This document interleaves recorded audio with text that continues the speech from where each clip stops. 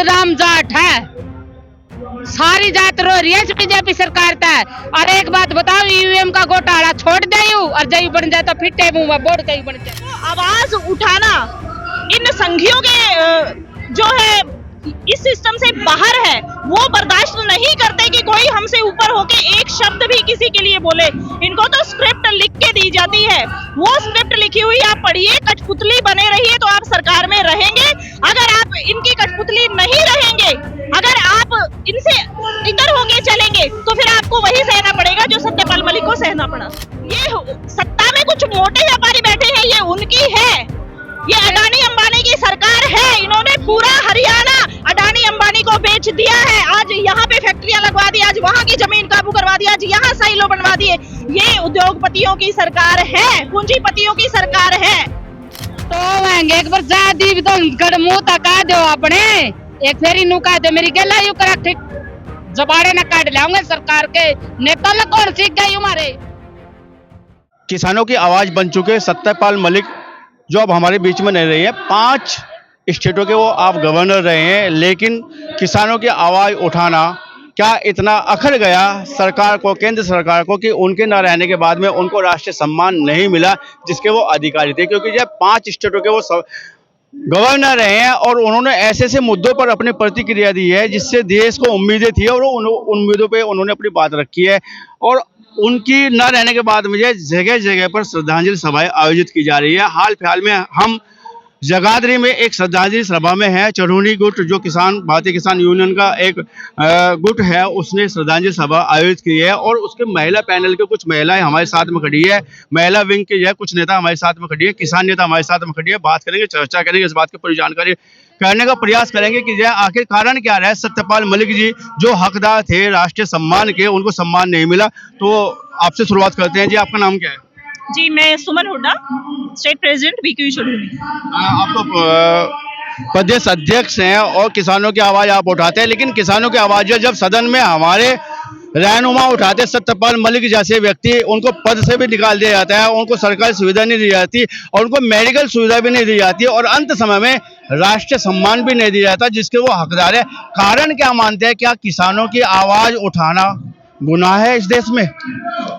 RSS और BJP की संघियों की सरकार है और संघ अपने हिसाब से सरकार को चलाना चाहता है, इस देश को चलाना चाहता है। सब चीजें तो बेच खाई हैं। अब ये कुछ नेता बचे हैं जमीर वाले, ये इन जमीर वाले नेताओं को जब ये खरीद नहीं पाते हैं तो इनको ये ऐसे खुड्डे लाइन लगाते हैं जैसे सत्यपाल मलिक को उन्होंने लगाया है, जगदीप धनखड़ को लगाया है। तो जो भी जैसे मलिक साहब थे वो 36 बिरादरी के लिए, 36 कौम के लिए आवाज बुलंद करते थे, तो वो आवाज उठाना इन संघियों के जो है इस सिस्टम से बाहर है, वो बर्दाश्त नहीं करते कि कोई हमसे ऊपर होके एक शब्द भी किसी के लिए बोले। इनको तो स्क्रिप्ट लिख के दी जाती है, वो स्क्रिप्ट लिखी हुई आप पढ़िए, कठपुतली बने रहिए तो आप सरकार में रहेंगे। अगर आप इनकी कठपुतली नहीं रहेंगे, अगर आप इनसे इतर होके चलेंगे तो फिर आपको वही सहना पड़ेगा जो सत्यपाल मलिक को सहना पड़ा।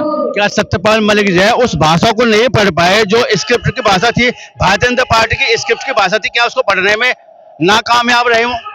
बिल्कुल नाकामयाब नहीं रहे। वो एक ऐसे मजबूत नेता थे जिन्होंने सरकार की नाकामियों को उजागर किया, चाहे वो पुलवामा कांड हो, चाहे कोई भी आप देश में हत्याकांड देखेंगे, शहीदों का जो भी आप देखेंगे, पुलवामा हो या भी पहलगाम हुआ था, उसमें आप देखेंगे कि सत्यपाल मलिक जी ने आवाज बुलंद की। उन्होंने साफ साफ बोला कि पुलवामा आतंकवाद जो था वो करवाया गया था, वो सरकार की प्लानिंग थी क्योंकि आगे इलेक्शन आ रहे थे। तो ऐसी कड़वी बातें अगर कोई बोलता है एक प्रधानमंत्री के प्रति तो वो डेफिनेटली जाके चुभेंगी और वो उस इंसान को सत्ता में तो नहीं चाहेंगे और वो उस इंसान को ऐसे औकात दिखाना चाहेंगे कि तुम्हें हम इस तरीके से कोने में लगाएंगे, तुम्हें कोई फैसिलिटी नहीं देंगे कि आने वाला कोई भी तुम्हारी हालात देखकर हमारे खिलाफ बोलने की हिम्मत ना करे, जरूरत ना करे। बड़े जाट नेता भी थे सत्यपाल मलिक जी है और बड़े पदों पर भी रहे, किसान परिवार से भी जो है वास्ता रखते थे, बहुत गरीब सामान्य परिवार से वो आते थे। लेकिन जिस तरह की आवाज उन्होंने उठाई है, और मैं बात कर रहा हूँ यहाँ पे भारतीय जनता पार्टी की, भारतीय जनता पार्टी ने उनको इतने बड़े पदों पर रखा है और आप भारतीय जनता पार्टी के खिलाफ भी आप बात कर रहे हैं। देखिए, पदों पे रखना उनकी मजबूरी थी। वो मलिक साहब उनके जो कारनामे थे ना, उनको मुट्ठी में पकड़ के बैठे हुए और उनका चेहरा यूज किया गया। एक जिस कम्युनिटी से वो आते थे उस कम्युनिटी में दिखाने के लिए, जाट वोट को एकत्रित करने के लिए उनको आगे किया गया, बाकी कुछ नहीं था।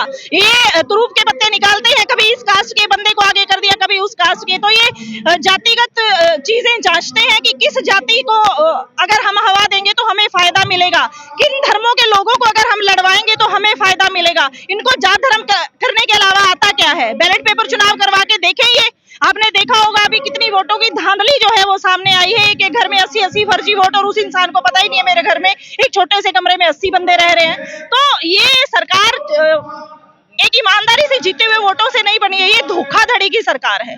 और धोखाधड़ी की सरकार जो है वो सब कुछ कब्जा करना चाहती है। सारा संघ का और बीजेपी का कब्जा देश पे होने वाला है। आप जो आजकल के आसार देख रहे हैं, आप हरियाणा में देखेंगे 35,500 एकड़ भूमि जो उपजाऊ भूमि है उसको इन्होंने आईएमटी के लिए चिन्हित किया है।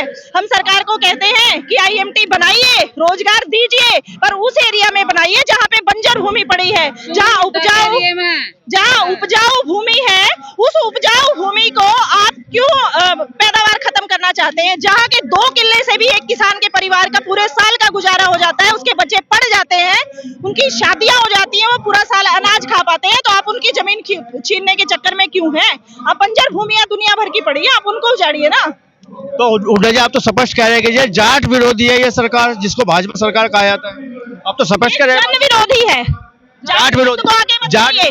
ये इसने ना कर्मचारियों की हुई ना व्यापारियों की हुई। ये सत्ता में कुछ मोटे व्यापारी बैठे हैं, ये उनकी है।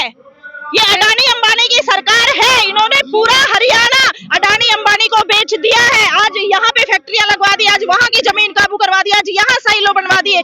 ये उद्योगपतियों की सरकार है, पूंजीपतियों की सरकार है। लेकिन साइड में तो ये जाटों को किया जा रहा ना, आप खुद इस बात साहब आप हवा दे रहे हैं। और मैं ये चाहूंगी आपसे, मैं आपको ये कहना चाहूंगी, आपसे विनम्र प्रार्थना करना चाहूंगी, कहीं भी आप कहीं कोई बाइट भी लेते हैं तो सर्व जाति और सर्व धर्म को एक करके आप आगे चले। ये 36 बिरादरी को भड़काने का नारा तो बीजेपी का है, आप उसको बिल्कुल भी ना भड़काएं और शांति का दान दें। मेरे को टारगेट करिए। खैर, आप कुछ कहना चाह रहे थे? मैं ये कहना चाहूंगी, पहलवान जाटे बना है, जाटे पहलवान बना है। वो विनेश और के साक्षी में लेकर के वो मारे थे, पाड़े थे उनके लटूर दिल्ली, इसने बीजेपी सरकार ने अच्छा कराया था। है? और जट्टा का है सब कुछ है के जट्टा ने यो तो कहा बीपीएल राशन कार्ड इसने काट दिए, एक बार तो बना दिए, गरीब काट दिए, गरीबों का आयुष्मान कार्ड ने काट दिया। रो तो सारे रेन बदनाम जाट है, सारी जात रो रही है बीजेपी सरकार था। और एक बात बताओ, ईवीएम का घोटाला छोड़ दे और जय बन जाए तो फिटे मुंह में बोर्ड कहीं बन जाए। हरियाणा में तो ये फिर भाजपा को चुन लिया आप लोगों ने। क्यों कुआ रहा मेरे पास? मतलब ईवीएम चोरी, मशीन हम चोरी करा, वोटा की चोरी कराई। कौन करता है चोरी? मोदी करवावा, यू तो रहता यू से नहीं करवाई चोरी, जुड़ से बनाई सारे ये करवा चोरी, वोट चोरी, मशीन ना लोग कड़ी कड़ी ले जाइए। और के सरपंच जी तो कह दिया रे, सोनीपत का सरपंच है लाखों बने का, यू सरपंच ही कुकर जीत गया यू। लेकिन सवाल तो यह है कि ये जब किसानों की आवाज दबा कुकर जीत गया, एक मित्री के लोग की सब ने दिखा है, ये तो क्या वोटा की चोरी दिखाई। और जब इनका बम्बा पटेगा नहीं, और राहुल लाग रहा पूरा ही पटेगा नहीं। राहुल गांधी वाली जो बात है, वोट चोरी वाली बात है कहने की, आप तो उसी बात को कह रहे हैं कि वोट चोरी हो रही है। फिर राहुल झूठ बोल रहा है कि चोरी हो रही वोट। हम तो काम किसान, हम नेता नीचे ग्राउंड लेवल पर काम कर रहे हैं, ये बड़े नेता है, इन्हें पता है, इन्हें चोरी का खुलासा करे आजीवे तो बेरा लग गया। हम न और न यूट्यूब पे देखी, फोन पे देखी, काम लुगाइए न कौन बताया था ये कुकर किंग के चोरी कर रहा है। राहुल गांधी ने कति सच्चा दावा कर रखा है कि ये चोरी। आप तो कह रहे हैं कि ये सरकार है, ये चोरी से बनती है भाजपा की। और वोट चोरी और क्या चोरी के हूँ चोरी करे, चप्पल जूते ठा है, चोरी तो वोटा की करे, जीप बड़ा है। वोटों की चोरी हो रही है, आप ये बात कह रहे हैं। लेकिन फिर वही बात आ रही है कि ये सत्यपाल मलिक जी को जो राष्ट्रीय सम्मान नहीं मिला, किसानों की आवाज उठाएगा कौन सदन में जाके? तो तेरे बाबत मना बना दे, तू तेरे बाबत तू कुछ गलत काम करेगा, मेरा जमीर जिंदा होने को छोड़, मेरे इस पद न सत्यपाल मलिक थे किसी इंसान थे, उसका जमीर जिंदा था। किसान की इस पर देखी को नहीं गई, जब किसान का दाना नहीं होगा तो कान न करता मिलेगा। वो इस बात में बोला था, उससे की गल यूं कर दिया।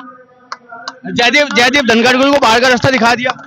उपराष्ट्रपति थे आप। तो होंगे एक बार जादी भी तो गड़ मुंह तका दो अपने एक फेरी नु कह दे मेरी गला यू कर रखी जबाड़े न काट लाऊंगे सरकार के नेता ल कौन सीख गई हमारे